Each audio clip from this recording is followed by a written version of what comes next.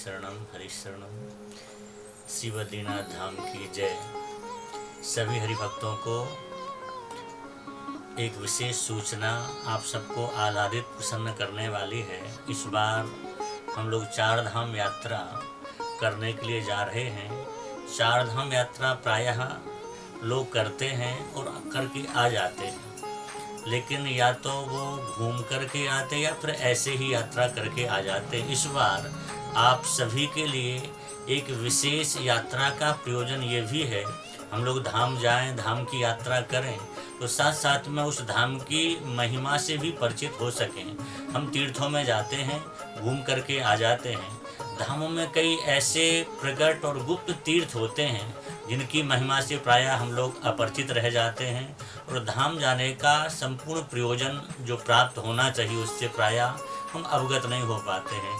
तो हम लोगों ने इस बार इस यात्रा का एकमात्र प्रयोजन रखा है कि जो भी साथ में चलने वाले हरिभक्त हैं, वैष्णव जन हैं, उन सबको तीर्थ यात्रा के संग संग वहाँ रुक करके हम लोग धाम की महिमा पर सत्संग करेंगे। बद्रीनाथ धाम जिसकी क्या महिमा है, कब इसका प्राकट्य हुआ, इसके प्राकट्य का प्रयोजन क्या है, और बद्रीनाथ के क्षेत्र में अनेक ऐसे तीर्थ हैं जिनकी प्रायः महिमा से हम लोग अपरिचित हैं और उन तक अब भी पहुँचे नहीं हैं।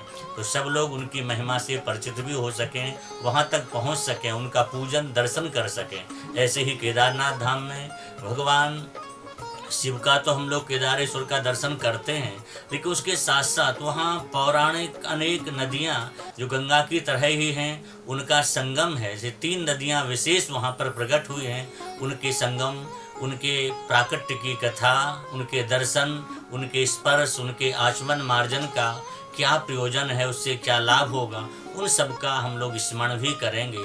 गंगोत्री में जा कर के भगवती गंगा का दर्शन एवं गंगा जी के प्राकट्य की कथा, साथ साथ में जहाँ से गंगा जी प्रकट हो रही हैं उस स्थल पर हम सभी लोग गंगा जी का विशेष पूजन अर्चन भी करेंगे। इसके उपरांत यमुनोत्री धाम में हम लोग पहुँचेंगे, जहाँ यमुना जी का स्वरूप प्रायः नीचे आकर के ऐसा हुआ कि लोग आचमन तक नहीं कर पाते। ऊपर जाकर के हम लोग उनका दर्शन करेंगे, पूजन करेंगे, और यमुना जी का चुनरी मनोरथ हम लोग वहाँ पर सभी मिलकर के करेंगे।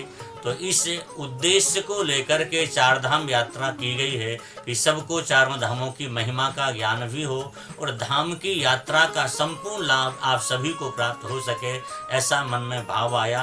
तो आप सभी को पुनः पुनः सूचना है कि जो लोग भी धाम महिमा सत्संग के साथ करना चाहते हैं, संपूर्ण धाम की जानकारी चाहते हैं, वो लोग जरूर चलें, साथ चलें। तिथि आप सबको अवगत है, पूर्व में भी सूचना की गई है। 12 सितंबर को हम लोग हरिद्वार से प्रस्थान करेंगे और वहाँ से फिर आगे लगभग 10 से 11-12 दिन की यात्रा होगी।